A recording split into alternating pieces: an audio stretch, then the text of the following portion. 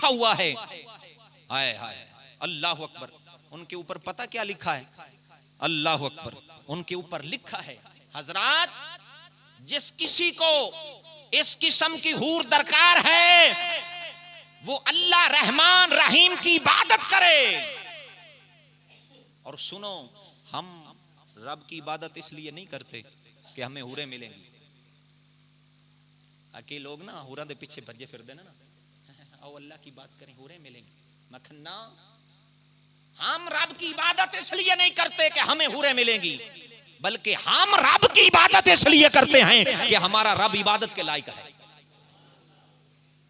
اللہ اکبر. مولا کائنات فرماتے تھے لوگوں میں رب کی بارگاہ میں عرض کرتے تھے یا اللہ میں تیری عبادت اس لیے نہیں کرتا نہ جنت کی طلب میں کرتا ہوں نہ تیرے دوزخ کے خوف کی وجہ سے کرتا ہوں. سونا میں تو تیری عبادت اس لیے کرتا ہوں کہ تو میرا رب عبادت کے لائق ہے. میں اس لیے تیری عبادت کرتا ہوں. اور حضرت سفیان ثوری رحمۃ اللہ علیہ کے حضرت رابعہ بصری اس امت کی ایک بہت بڑی ولیہ گزری ہے. ان کے پاس نا حضرت سفیان ثوری رحمۃ اللہ علیہ آپ سے ملنے تو حضرت رابعہ بصری کہنے لگی سفیان یہ تو بتاؤ تمہارے نزدیک سخاوت کسے کہتے ہیں؟ تو حضرت سفیان ثوری رحمۃ اللہ علیہ نے ایک نہیں بلکہ دو تعریفیں فرمائی.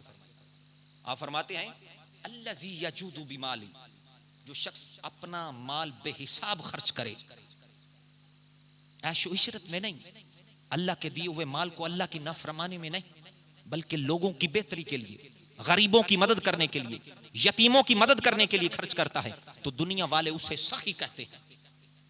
اور آخرت کے لحاظ سے آپ فرماتے ہیں الذی یجود بنفسی فرمایا جو شخص اپنا مال ہی نہیں بلکہ اپنی جان بھی اللہ کے نام پہ قربان کر دے. تو یہ دونوں تعریفیں بہت ہی اہم تھیں. لیکن حضرت رابعہ بصری کیا کہنے لگیں یا سفیان اخطأت فیہا اے سفیان تم نے سخاوت کی تعریف صحیح نہیں کی. تو آپ نے فرمایا پھر سخاوت کسے تمہارے نزدیک سخاوت کسے کہتے ہیں؟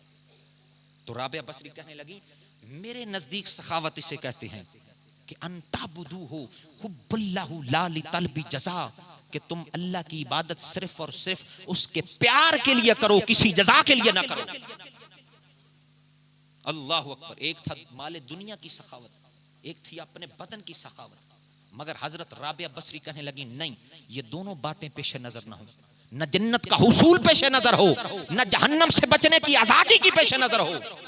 حالانکہ ان دونوں باتوں میں شرعی طور پر کوئی حرج نہیں. آپ فرمانے لگی اللہ سے محبت کا تقاضا یہ ہے کہ اس کی عبادت صرف اور صرف اس کی محبت کے لیے کی جائے. اللہ اکبر.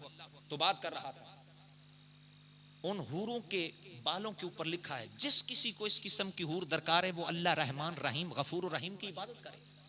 اللہ اکبر. اور حضور فرماتے ہیں جنتی حوروں کے صفائے ابدان کا یہ عالم ہے کہ ان کی پنڈلیوں کا جو مغز ہے نا مغز وہ دور سے ایسے نظر آئے گا جیسے آب گینا کی سرخی میں سرخ شراب نظر آتی ہے.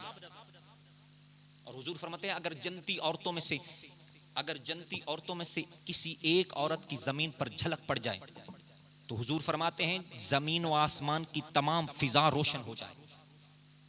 اور ان کے خیمے موتیوں اور زبرجد کے بنے ہوئے ہیں. اللہ اکبر. اللہ اکبر.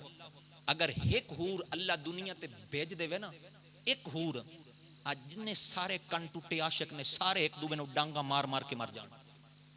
یقین کریو میں گپ نہیں سنا رہا حدیث پاک سنائندا پیا.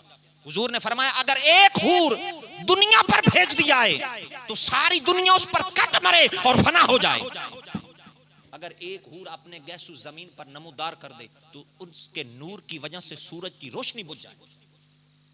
اور حضور فرماتے ہیں جنت کے باغوں میں نیچی نظروں والی شرمیلی دوشیزہ خوبصورت لڑکیاں ہیں اور وہ عورتیں اس قدر خوبصورت ہیں جیسے مونگے اور لال کی تراشی ہوئی تصویریں.